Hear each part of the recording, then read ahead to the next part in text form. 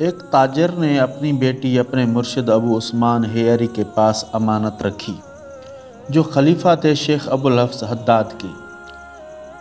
ایک دن ابو عثمان جیسے ہی گھر میں داخل ہوئے تھے، ان کی نظر اپنے مرید کی بیٹی پر پڑی، جو حسن جمال میں چاند کو بھی شرما رہی تھی۔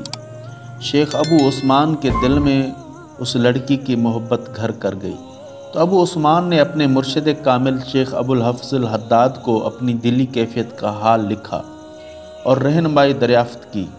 شیخ ابو الحفظ نے اس کو مشورہ دیا کہ آپ رائی شہر کا سفر کریں اور وہاں ایک بزرگ ہیں شیخ یوسف، ان کے پاس جائیں اور اپنی اندر کی کیفیت بیان کریں تاکہ اس کی اصلاح ہو جائے۔ شیخ ابو عثمان اپنے مرشد ابو الحفظ حداد کا مشورہ تسلیم کرتے ہوئے رئی شہر کی جانب چل پڑے۔ جب شہر پہنچ گئے تو لوگوں سے دریافت کیا کہ شیخ یوسف کہاں رہتے ہیں۔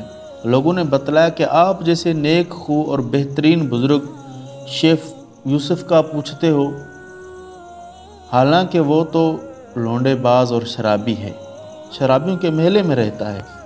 بہرحال اس کا پتہ معلوم کر کے شیخ ابو عثمان شیخ یوسف کے ٹھکانے پر پہنچ گیا۔ دیکھا کہ شیخ یوسف کے قریب ایک بے ریش 16 سال کا لڑکا بہت خوبصورت موجود ہے اور اس کے سامنے شراب موجود ہے۔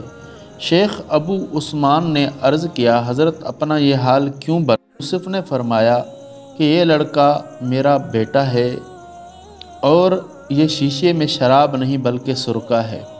یہ حال میں نے اس وجہ سے بنا رکھا ہے کہ لوگ ہمیں نیک سمجھ کر ہمارے پاس اپنی بیٹیاں امانت نہ چھوڑیں کہ ہم ان پر عاشق ہو جائیں اور ہم ان کے عشق میں پھنس جائیں۔